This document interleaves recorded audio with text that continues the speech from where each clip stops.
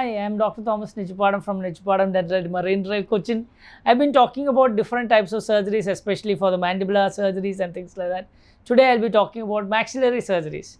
See, there are a lot of people who have problems with gummy smile. That is where most of the maxillary surgeries come. Most of the people will be telling, I have a very big gummy smile. Or when they open or when they smile openly, most of the time, their gums are shown and the teeth are very small. So what happens is when they smile, they don't look good most of the time. That is where when maxillary surgeries come into being, or in some cases where they're in the maxilla in itself is very small and their mandible is very long, and then we'll have to do joint surgery wherein the mandible is reduced and the maxilla is actually moved forward. So there are two types of surgeries. One is augmentation surgery, or wherein your mandible is augmented or you moved forward and downward, and then we have something called as reduction surgeries, wherein we reduce the mandible and the maxilla. When you reduce the maxilla and then which is vertical and also horizontal. So reduction and also augmentation is also possible in maxilla also. With all these things, first things, just like in the mandible surgery, this also requires a pre-surgical orthodontics, which corrects the bite and things like that for this thing. And there are three levels of maxillary surgeries. That is, one Le Fort, it is classified as Le Fort 1, 2 and 3, and all these surgeries will reduce or augment as per how it is. So you can see in the video, in an augmentation we reduce, in an augmentation we actually add up volume to the maxilla, or we move the maxilla forwardly so that the maxillary teeth can be seen and much more visibility is increased. Whereas in the reduction, we remove a portion of the maxillary bone so that it is reduced, so that your gummy smile is no more there, your teeth visibility is reduced, your maxilla can be taken back. So it can be a joint of Le Fort 1, 2, 3 because it's a classification which can be seen in this video.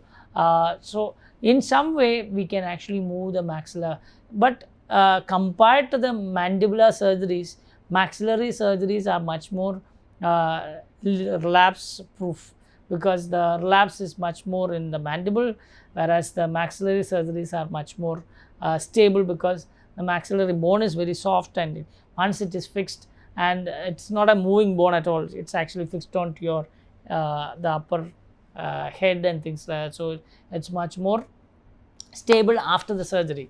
But the problem with the maxillary surgery is it is attached to your nose. There is a lot of nasal correction that can be done.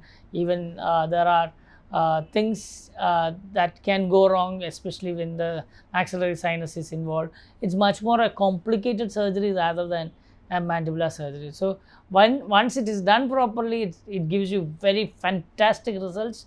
But if it is done wrongly, then it can give you other complications, not only with your dental problems, other complications also can be there. So please get it done with an expert, because maxillary surgeries can complicate other things like your nasal issues, and even the shape of your nose can be altered with a maxillary surgery.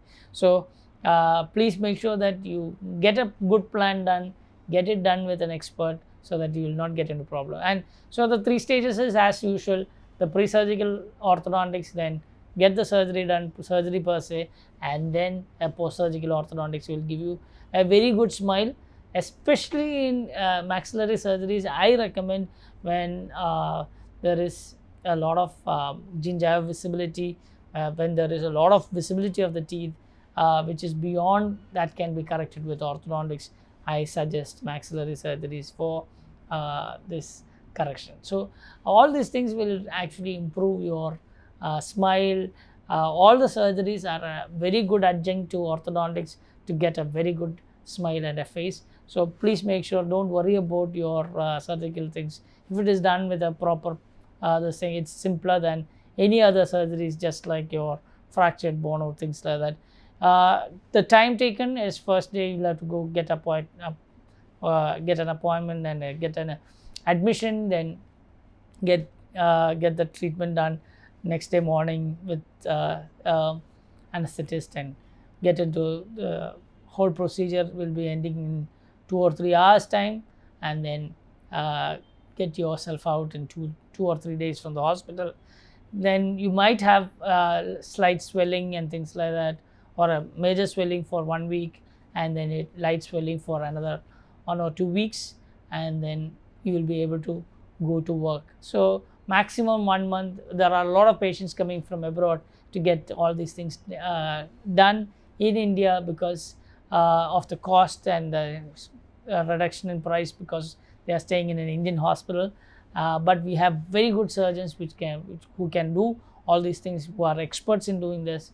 So you are always welcome to get treatment done. If you are watching from an abroad country, there are a lot of people who are asking for this. So keep on watching, keep on understanding more about dentistry, keep spreading the word, although I'm speaking in an English which is more Indianized, you can actually give it to other people so that they also can understand more about dentistry. We have tried to explain most of the dental treatments. Please subscribe my channel in whatever platforms you are watching me. Thank you very much. I am Dr. Thomas Nichpada. Wikidontist.com. Truth about tooth.